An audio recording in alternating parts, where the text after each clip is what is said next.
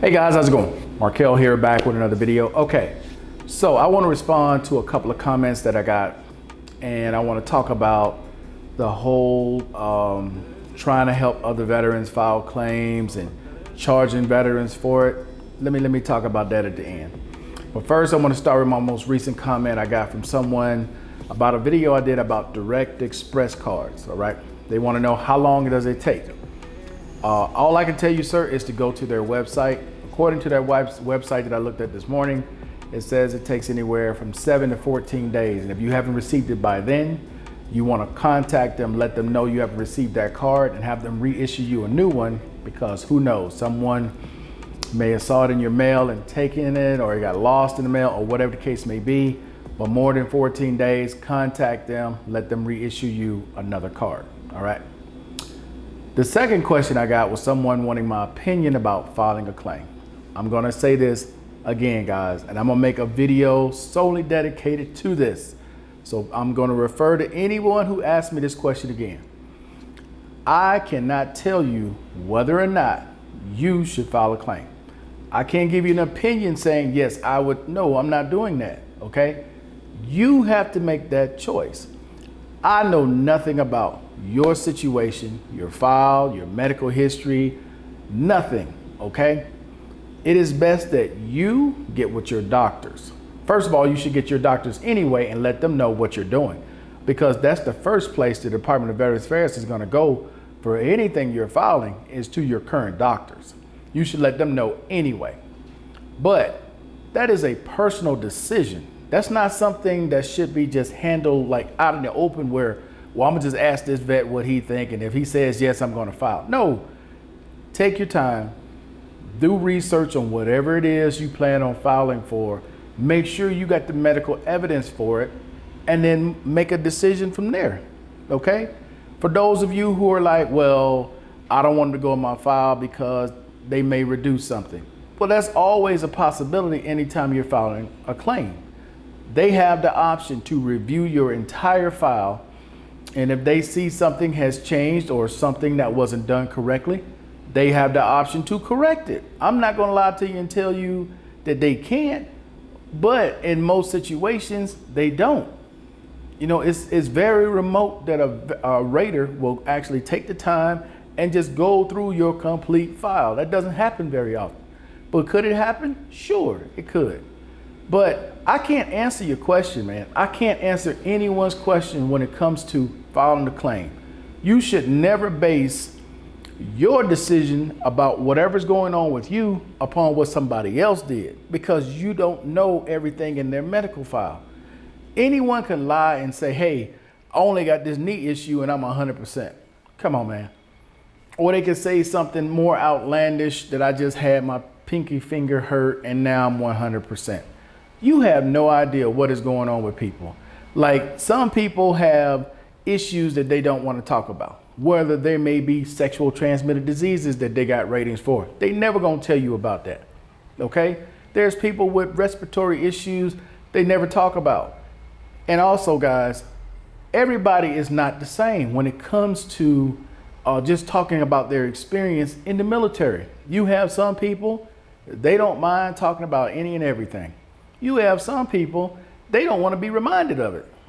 They don't want to talk about any point in their military career. They want to move away from that. That is a nightmare for a lot of people out there.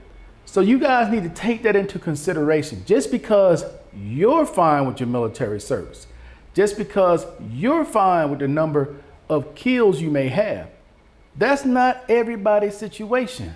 You know, sometimes, guys, you need to step back, observe someone and what they're talking about.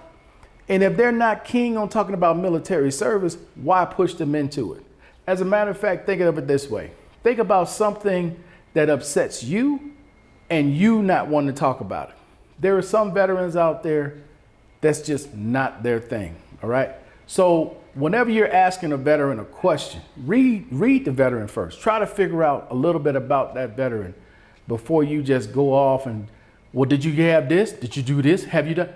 Sometimes people want no remembrance of it. They're trying to forget it, not relive it, okay? All right, last one.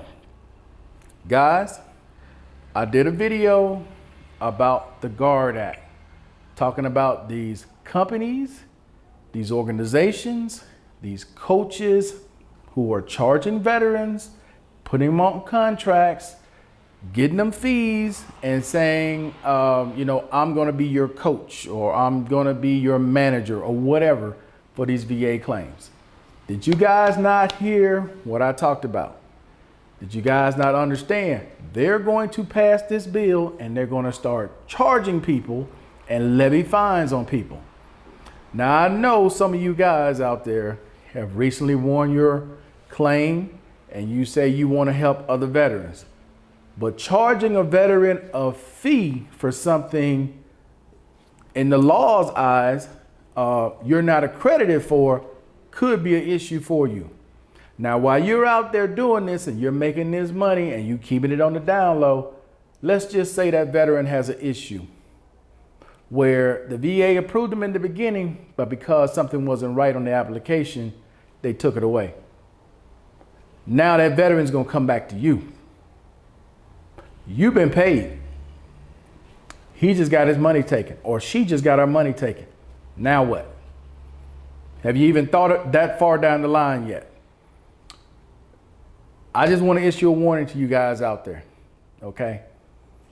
If you're trying to be a life coach, or if you try to call yourself helping veterans put in applications, always remember, there's going to be consequences behind it. You may get away with it a few times, but in the end, when you get caught, don't say, well, I didn't know, or they blaming me. Ignorance is no excuse for the law. They don't care that you didn't take the time to research. Okay, you're going to be the one with no benefits in a prison, not the other way around. So I'm just saying, guys, you want to be careful out there. There's one thing I don't do is mess with Uncle Sam. We all know how notorious our government is and how ruthless our government can be. The one thing you don't want to do is get on the wrong side of that. Okay. Some of you guys have a good situation and you're trying to be greedy.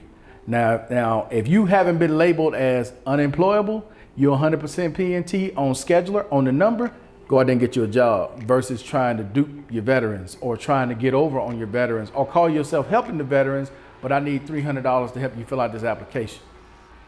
Dog, I'm telling you, I'm warning you, giving you all a nice little warning out there, because once this bill passed, they're going to go back and they're going to start talking to people, and somehow, some way, your name's probably going to get mentioned, and you ain't going to like that, because they're going to start watching you and seeing if you are really disabled. So I'm just saying, man, you guys out there that love to take risks and love to take chances and always trying to hustle, this is going to be one hustle you may regret. All right, guys, that's it for now. Hey, I appreciate everybody watching as always. And until the next time, guys, I'm out. Peace. Enjoy the rest of your day.